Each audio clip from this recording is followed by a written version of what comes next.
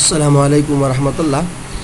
څنګه چې تاسو خبر یاستئ موږ د مس ورډ د ابتدایي زده کړو لړۍ شروع کړې وه او د هغې په دوام سره دا ننني ویډیو کې به موږ په دې باندې بحث کوو چې موږ د مکتوب فارمټ څنګه ترتیبولی شو. ګوره یو د مکتوب لیکل دي چې دا جدا بحث دی، دا زموږ د بحث موضوع نه ده. د مکتوب لیکل دا به تاسو چې کله یو کوم ادارې سره کار وکوئ نو د هغه د کار په نتیجه کې ستاسو چې څومره د کار تجربه ډېرې په هماغه اندازې سره تاسو کولی شئ چې ښه مکتوب ولیکئ یا مستقیما یو چا نه زده کړئ. خو دلته زموږ هدف د مکتوب فارمټ برابرول دي چې یاره موږ د مکتوب فارمټ څنګه ترتیبولی شو، د یو مکتوب فارمټ څنګه ترتیبیږي. نو تاسو دا خبره ځان سره په ذهن کې وساتئ چې کلم په مس ورډ کې تاسو ته په هر ځای کې لیکل چیلنج وي، تاسو ته لیکل ستونزمن وي، تاسو هلته نشئ کولی چې لیکل وکئ. نو تاسو ته زه ریکمنډ کوم چې تاسو هلته د ټیکسټ باکس نه مرسته واخلئ، د ټیکسټ باکس نه مدد واخلئ. نو تاسو ته به بیا څه ستونزه نه وي. راځه ما د مثال په طور تاسو به په مکتوبونو کې کتلي وي چې دلته منځ کې لیکلي وي د فرض که د پوهنې وزارت سلسله مراتبو ته په کتو سره بیا ریاستونه همداسې مدیریت دی پکې لیکلي وي.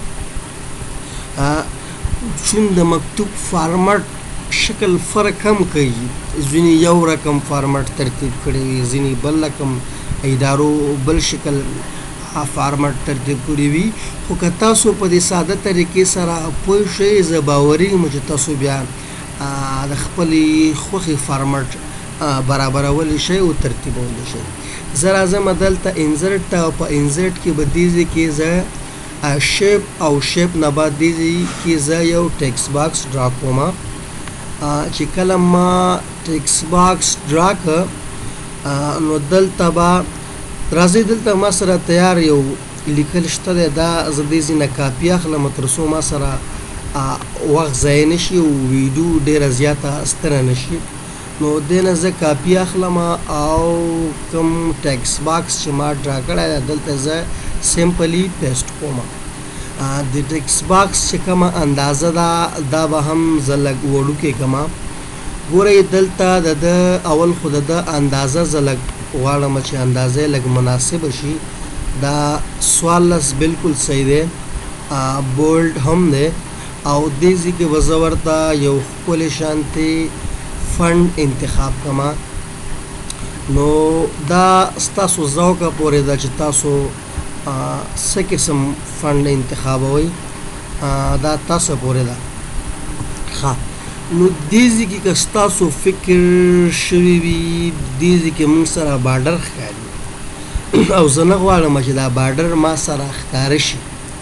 نو څه به کوم، راځم په همدغې ټیکسټ باکس باندې کلیک کوم. دې ځای کې ما سره چې کوم فارمټ دی په دغې فارمټ باندې به زه کلیک واخلم او هغه نه بعد دلته کې شیپ آوټلاین یې لیکلي، په شیپ آوټلاین باندې به زه کلیک واخلم او دلته کې به سمپلی زه نو آوټلاین انتخاب کړم. نو ما سره چې کوم د هلته کوم باډر و هغه ما سره ختم شو. راځم دلته زه اوس غواړم یو لاین ډرا کړم. نو د لاین ډرا کولو دپاره به تاسو د کیبورډ نه مساوي علامه څو ځلې پریس کوئ او هغه نه بعد به انټر پریس کوئ. نو تاسو سره به دلته یو لاین ډرا شي. دلته اوس زه غواړم چې ما ته د مکتوب شمیره دلته کې د مکتوب شمیره ولیکم. نو څه طریقه کار وکوم، د تیر په څیر به بیا هم زه انزرټ ته راځم او دې ځای کې به زه سمپلي څه کوم، یو ټیکسټ باکس اخلم او ټیکسټ باکس به زه دلته کې سمپلی ډرا کړم. چې کله مې ټیکسټ باکس ډرا کړه نو دلته زه ورته شماره لیکم او هغه نه بعد عین لیکم او د عین نه څخه وروسته به شفټ تاسو کلیک کلیک ونیسئ او منفي علامه به ورسره ونیسئ تر څو ما سره دغسې یو شکل رسم شي. دا به زه دې ځای کې زه غواړم چې لږې اډجسټ کړم، برابر یې کړم، نو ما سره یې صحیح راغی. دلته کې هم زه غواړم چې ما سره د مکتوب چې کوم تاریخ دی هغه ولیکلی شي. نو شیپ ته راځم او په شیپ کې به ټیکس باکس اخلم. ټیکس باکس به سمپلی دلته زه ډرا کړم او دا ټیکس باکس به زه لږ راغټ کړم. نو تاریخ چې ما کله ولیکه یو فرضي تاریخ لیکم، فرض کړه 1400 کال دی او 12مه میاشت او 5م تاریخ. تاسو وګورئ دغه ځای کې هم ماته دا بارډر په نظر راځي. د بارډر د ختمولو دپاره به شیپ آوټلاین ته راشئ او نو آوټلاین به انتخاب کړئ. همداراځي د بل ټیکس باکس باندې زه کلیک اخلم، شیپ آوټلاین نه به زه نو آوټلاین انتخاب کړم. نو د مکتوب فارمټ تقریبا ما سره اماده دی. دې ځای کې زه اوس غواړم چې لوګو رسمه کړم، لوګو راولم. خو کومه لوګو؟ تاسو به هماغه لوګو راځي د کومې ادارې سره چې تاسو کار کوئ.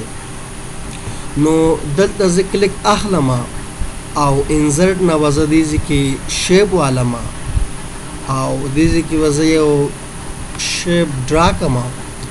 چې کله شیپ ما سره ډرا شوه نو شیپ فیل ته به راشم او دې ځای کې به زه پکچر واخلم.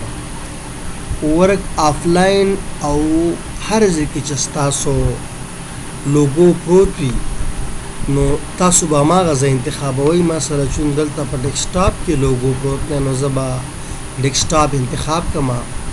ما سره لوګو راغی. د دې لوګو غواړم چې دا کوم آوټلاین دی دا زه ختم کړم. نو شیپ آوټلاین ته به راشئ او دې ځای کې به تاسو نو آوټلاین انتخاب کړئ. دا لوګو دلته هم راځي او دلته هم راځي. دلته عموما د وزارتونو لوګو راځي او دلته د ریاستونو. نو چون ما سره لوګو یوه لوګو ده، زه غواړم چې د همدغې ډوپلیکیټ دې خواته راولم. نو تاسو به شفټ پرس ونیسئ او د هغې سره به تاسو ماوس هم کلیک چې کله شفټ کنټرول وبغئ کنټرول به پرس ونیسئ او د هغه نه وروسته به تاسو ماوس کلیک ونیسئ او دې خواته به دا تاسو سمپلی ډرا کړئ. د دغې ډوپلیکیټ ما سره راغی. تاسو خپلې خوښې مطابق یې اډجسټ کړئ، لویوئ وړوکې کوئ. نو د مکتوب شکل ما سره اماده دی. دلته لاندې ټیکس راځي. نو دا تاسو پورې ده چې څنګه ټیکس تاسو دلته لیکل غواړئ. چون ما دلته نه مخکې نه تیار یو ټیکس لیکل شوی دی، دا زه کاپي کوم تر څو ما سره د ویډیو چې کومه اندازه سایز دی دا لویه نشي او دا به زه پیسټ کړم. اخره کې دلته په درنښت لیکل کېږي او تاسو به بیا یو 2 انټره پریس کړئ. دلته بیا د شخص نوم لیکل کېږي او د شخص چې کومه هغه چې کوم د ادارې امر دی د هغې د رتبه یا د بست نوم او د هغې ادارې امر نوم لیکل کېږي او دلته امضا کېږي او بالاخره مکتوب صادریږي. نو دا د مکتوب یوه ساده شانتې فارمیټ و. انشاءالله نیکسټ ویډیو کې به موږ د استلام چې کوم فارمیټ دی په هغه باندې بحث کوو.